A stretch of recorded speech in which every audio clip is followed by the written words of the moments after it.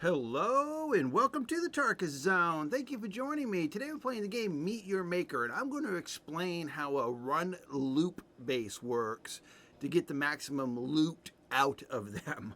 And I have a few videos that I've created on YouTube that talks about them. I have one actually up and running here. I'm going to show you this one, and then I'm actually going to go to one that I can actually run and show you the spoils of war kind of thing, the salty tears that you can pick up. So let's go into this base here. I just got to go into the build interface. The new major update with traps and guards is going to be on the 27th. Okay, so this is my base. My run loop base, and it's got bomb ejectors on the top and bomb ejectors on the bottom.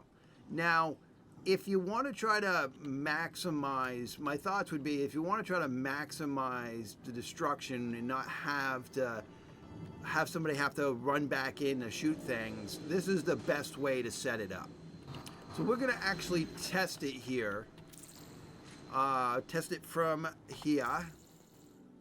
And what you want to do with these run loop bases is you want to run, if the person built it correctly, you just want to run the seam in the middle.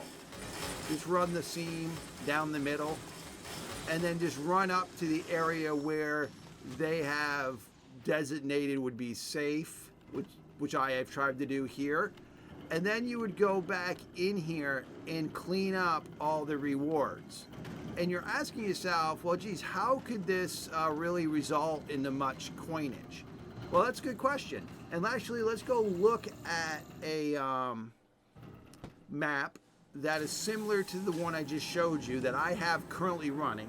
I call them gift bases. Now, you can call them what do you want, gift, coin, farms, honey pots, honey holes, whatever you want to call them.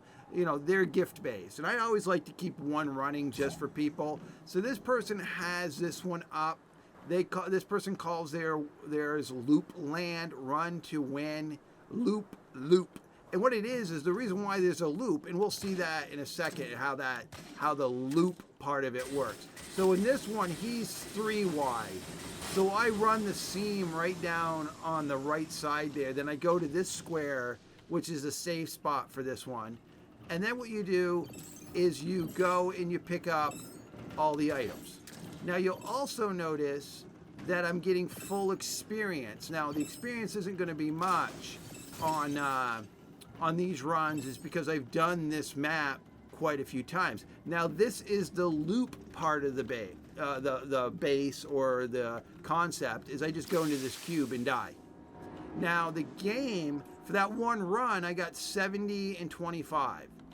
So let's go here, and I'm looping back to the beginning. And so I've got 1 death associated to this instance, this run. And what's interesting about the game, or the mechanic around the game, is the game starts giving you diminishing returns after 5 deaths. So when you get one of these bases, run it 5 times, hence the loop. You're looping. Now, what would have been nice if this person had put a block here for me to walk in. I believe I could do an escape. I think, what's an escape? Whoa, abandon raid. I don't want to go there. I know there's a escape EF. No, I know there's a way that you can start over. Oh, restart raid R, and then you would hit F. It's RF. Escape RF. There you go. It's been a while since I've done it. So instead of walking into the cube, you can do an escape RF.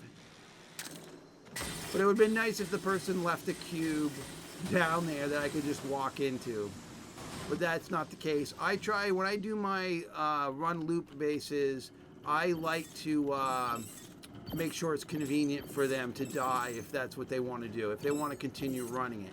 Now, in a lot of cases, people tackle my bases, my run loop bases, so it's escape RF, brings you back.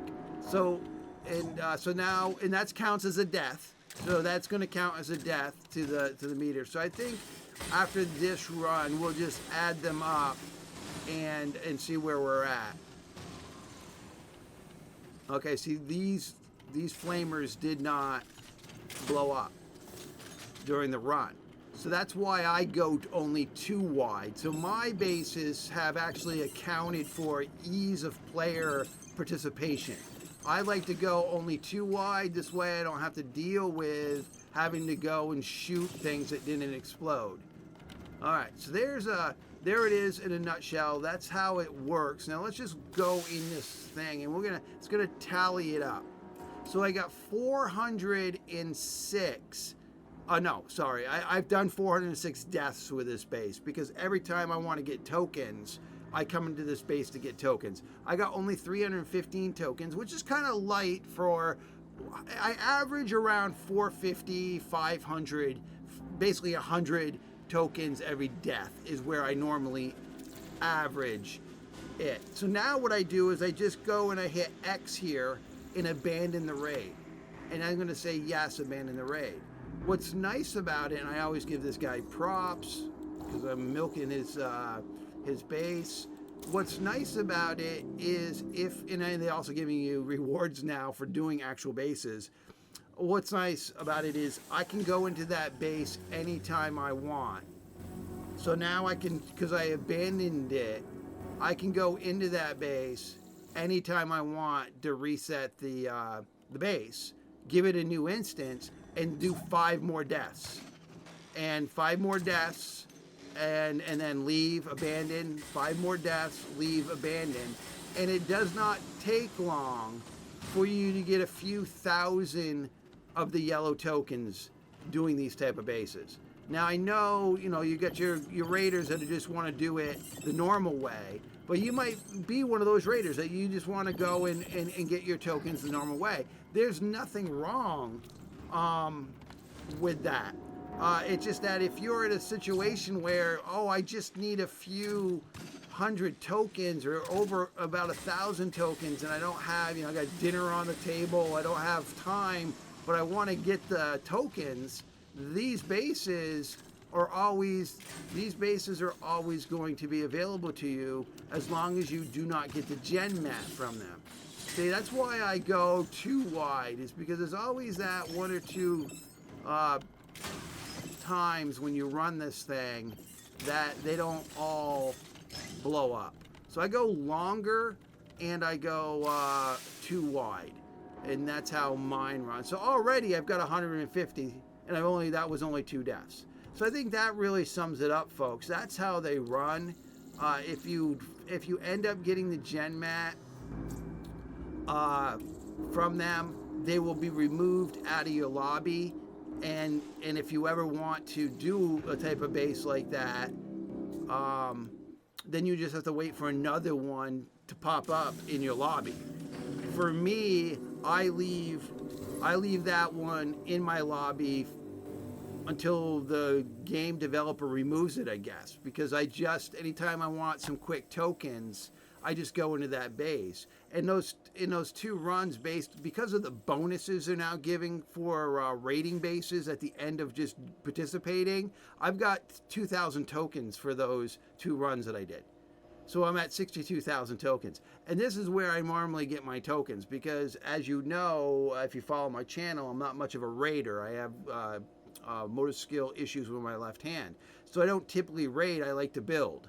And this allows me to be flush with building. I can build all the time and participate into the game as a builder and not have to worry about my disability, right? I mean, that's what works out well for me when it comes to these type of bases. All right, that's it. The Loop Base Explained.